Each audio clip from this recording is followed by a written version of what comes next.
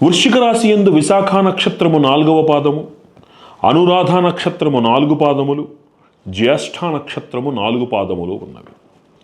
ఈ రాశి వారికి ఆదాయము 11, వ్యయము 5గాను, రాజపూజ్యము 2, అవమానము 6గాను కనబడుతున్నవి.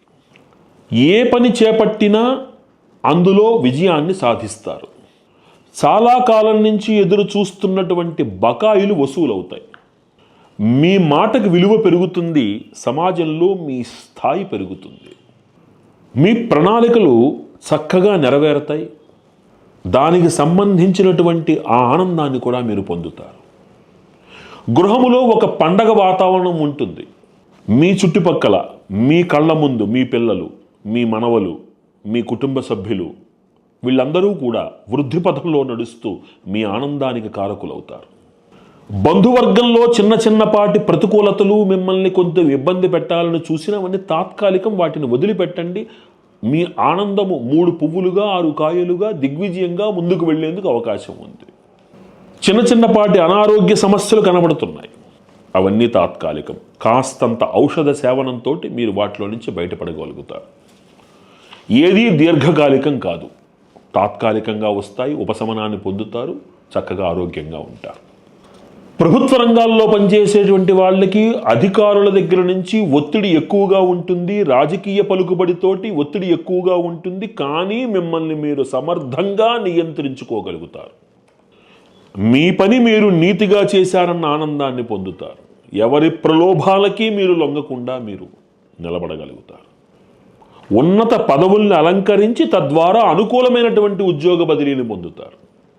ఎవ్వరికీ ఏ విధమైనటువంటి అసంతృప్తి లేకుండా ఉంటుంది.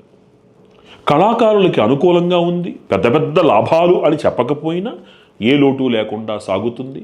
కాంట్రాక్టర్లకి, ఉద్యోగస్తులకి ప్రభుత్వం నుంచి రావలసినటువంటి బకాయిలు వసూలవుతాయి, వాళ్ళు చక్కగా ఆనందంగా ఉంటారు. వ్యాపారస్తులకు అనుకూలమైనటువంటి సమయము. వ్యవసాయదారులకి పంట యొక్క లాభము ద్విగుణీకృతం అవుతుంది, రెట్టింపు అవుతుంది. చిన్నపాటి అతివృష్టి, అనావృష్టి లాంటి ఈ వర్షాలు ఏవైతే ఉన్నాయో పడినప్పటికీ అది మీకేం బాధ కలిగించదు. మీ రుణాలు మీరు తీర్చుకోగలుగుతారు. వ్యవసాయదారులు గుర్తుపెట్టుకోండి, ఈ రాశిలో పుట్టినటువంటి వ్యవసాయదారులు మీ రుణాలు మీరు తీర్చుకోగలుగుతారు. గ్రహ నిర్మాణము, శుభకార్య నిర్వహణ మీ ఇంట్లో చక్కగా జరుగుతాయి. విదేశీ ప్రయాణము కానీ, క్షేత్ర దర్శనాలు కానీ, గురు దర్శనాలు కానీ చాలా చక్కగా చేసుకుంటారు, నిర్విఘ్నంగా చేసుకుంటారు. రాజకీయ నాయకులకి అధికారుల యొక్క అండదండలు, పైనున్నటువంటి అధికారుల యొక్క అండదండలు లభించటము, వీరి యొక్క మాటకి విలువ పెరగడము కూడా సాధ్యము. విద్యార్థులకు అనుకూలమైనటువంటి సమయము. పోటీ పరీక్షలు రాస్తున్నటువంటి వాళ్ళకి ఒకటి కాకపోతే రెండో ప్రయత్నంలోనైనా వారు విజయాన్ని సాధించగలుగుతారు. వాళ్ళు ఇబ్బంది ఏమీ లేదు. ఈ రాశివారు ముఖ్యంగా చేయవలసినటువంటి, ఈ రాశిలో పుట్టినటువంటి స్త్రీల గురించి మాట్లాడుకుందాం. ఆరోగ్యం విషయంలో చిన్నపాటి జాగ్రత్తగా మీరు ఉండవలసి వస్తుంది. ఆభరణ యోగము, గృహయోగము సూచనమవుతున్నది. ఒక శుభకార్య నిర్వహణ జరుగుతుంది. మీరు చేస్తున్నటువంటి ఉద్యోగ ప్రయత్నాలు సఫలీకృతమవుతాయి. ఈ రాశివారు ముఖ్యంగా చేయవలసినటువంటి పరిహారాలు 3.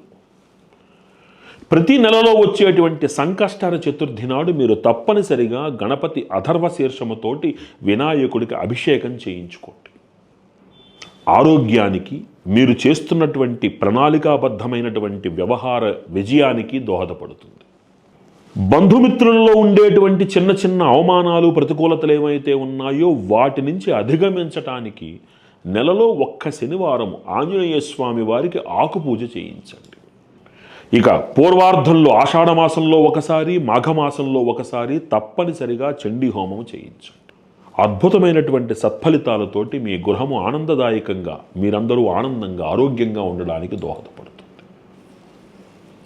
ఈ పరిహారాలు ఆచరించి ఈ రాశివారు మరింత సంతోషంగా ఉండాలని ప్రార్థిస్తూ